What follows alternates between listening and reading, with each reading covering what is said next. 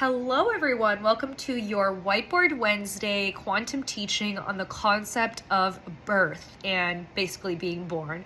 So some of you guys might be wondering, how do you know this, Yasmin? How is it that even possible that you know how the concept of birth works, besides the obvious 3D material world aspect where you've got a mom who's pregnant and that kind of birth? I'm talking quantum level of the moment when that soul incarnates into the physical body experience. Now, like every single thing that I post online, it is channeled. I never, you guys, do research beforehand on any of these topics. In fact, I've got a series of about 15 books on my bookshelf that I have yet to read, all spiritual, esoteric books. And to be quite frank, this is just how it's always been. Things have always been channeled to me. And so obviously, as a psychic medium, doing this work for the last 3 years, a lot has been coming through. I've experienced a lot personally, but also professionally in this realm and working with quite a few clients. I have over 300 reviews and testimonies.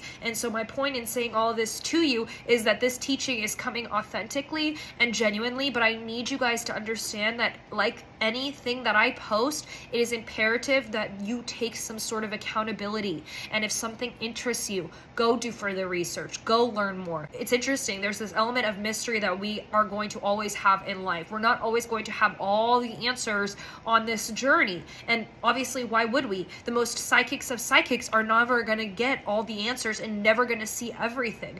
And that's just how it is. You know, some of us might see some things, others might see other things, and that's just how it is. You know, what would be the point of being born and being on earth if there was no semblance of mystery? And so I need you guys to understand this, that I do not know all the answers. However, I only know what I'm being guided to share that could be beneficial to the viewer, the person that's watching this video. So the concept of birth is very interesting, you know, because our soul, first of all, which carries no gender, which is essentially, I'm hearing formless, right? It is not the same as the 3D version that you were seeing at 333 in front of you right now. And so it's fascinating because as souls, we don't carry the gender, but it's, how can I explain this? We have the eyes, we have the visual, but the face is not quite there. And so when we're, it's different than when you're astral traveling and things like that. Your energy and you could remember yourself and see other people in that state, which we'll touch on next week for our teaching about dreams and astral travel and things like that. It's like you can recognize the people around you in that state. But when we cross over, it is completely different. We are formless, okay? Featureless, genderless. Those things have no relevancy to the degree to which we associate that importance in this life. I value that I am a woman, that I am, a human being in this experience right now. I value these things that make me unique and characterize my journey here on the earth so that I can appreciate the way I've created and who I am in this incarnation right here, right now. But I also recognize that there is a form, a version, an aspect of me that has no bearing to the labels here. And this is something that's very important to understand when it comes to the concept of birth and death. It might matter to you right now because your consciousness perceives it that way. For some souls, what will happen right before they are born, before they incarnate, is they have to come to several agreements with different souls. Some people label it as soul contracts, which I know can seem very binding, but essentially there's agreements that are made so that we can understand that there are certain lessons that we need to learn. When you have made your agreements before you incarnated, there's this conversation that is being had about time. Like, so when this present moment happens in my journey, then I will run into you, then I will come across you. When I have completed this cycle, then I will meet so-and-so, and then I will have this opportunity and this job. And so the agreements are made beforehand. For some people, it is made several moments or several, if you want to make it logical in comparison to time in the 3D concept, several years or several months, right? And I use those terms very lightly because that has no bearing in the astral world. A light year can pass by like that, which is the same as a year for us, so it doesn't have the same bearing. So really we specify like, okay, at this point in time, I know I'm going to pass by so-and-so. So there's different doors of light, right? And all over. And, the imagery might look different from person to person because of the scope of the way of consciousness, but essentially it is there, okay? That aspect, that portal, that doorway of light, which is essentially a portal into the incarnation zone. And so you will see a bunch of people, conversing before they're about to incarnate, a bunch of souls conversing before they are about to be born, essentially because they are planning their soul agreements outside of these portals, getting ready to incarnate. And so I'm drawing people, but it's formless, right? It's literally formless, but you see that, you recognize that that's another soul that you will come across in the 3D, and that recognition will be made to you if you are on the spiritual awakening journey, right? And so, these conversations are had, and then essentially, as we go into this portal, this doorway of light, what's happening, and I might have mentioned this in a few of my other videos because I'm being reminded of it now, is we enter this sort of, it's like a tunnel of the matrix timeline and the matrix grid, which then transfers our soul. So, okay, Archangel Gabriel's here. I just want to say that Archangel Gabriel and Michael are here. I do feel Raphael as well. And it's very interesting because what they're showing me right now is that essentially the soul is going through this portal of light.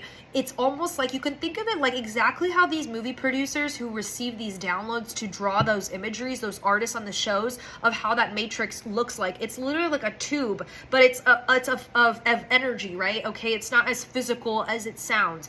And the soul, it goes through the light, and then it's going through this matrix, almost like tube, this portal, this tunnel that leads into the physical incarnation. So they have to go through the matrix grid from a higher dimension, through the matrix grid, to be able to incarnate into the physical world. It's almost like you're taking an elevator, because this is what's being channeled to me, an elevator, and you have to go down to the ground level to be able to get to the first floor, right? To leave the building. But let's say you're on the 11th floor. You're on the 11th floor, you're going down the elevator, and then it's like you're going down into the 3D. You're going down to the ground level. This is exactly how it is. It's like you're going down to the ground level, to the physical world, but in order to do that, the soul has to incarnate through this matrix experience. It's a system, a tunnel way of energy that basically shifts the way that the dimensional scope of feeling becomes. So we're going from a higher 1111 dimensional state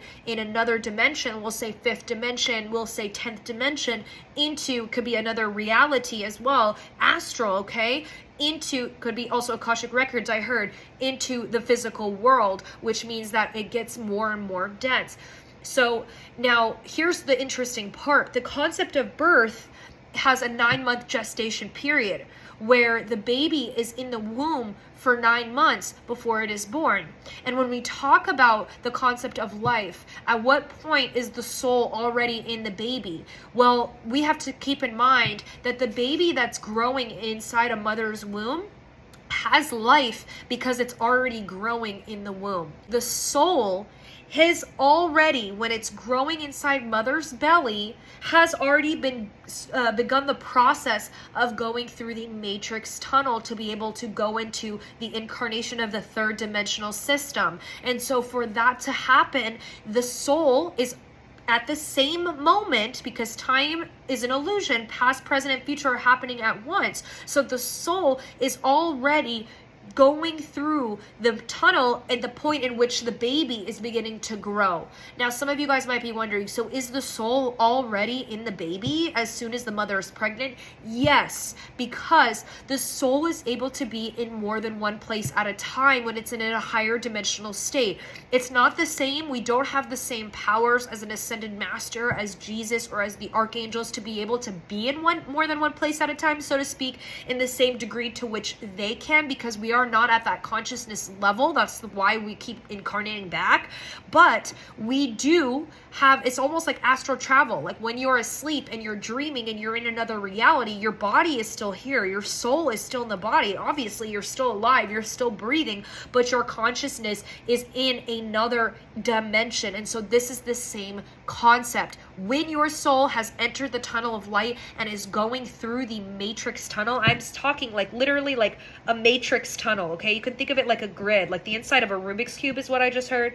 And you're going through the tunnel, into the earth plane where you're going to end up being born, like in the physical world, basically that through that time is your consciousness, your soul's consciousness, reaching the destination to which your soul has already been placed. So when the decision has been made for your soul to incarnate and to physically be inside the baby, you've made the decision on this date of earth time when it is at this degree astrologically, and this month of this zodiac season, let's say Pisces season, is when Yasmin will be born. So Yasmin's soul, my soul, will have already been in my mother's womb the moment that the baby starts to grow.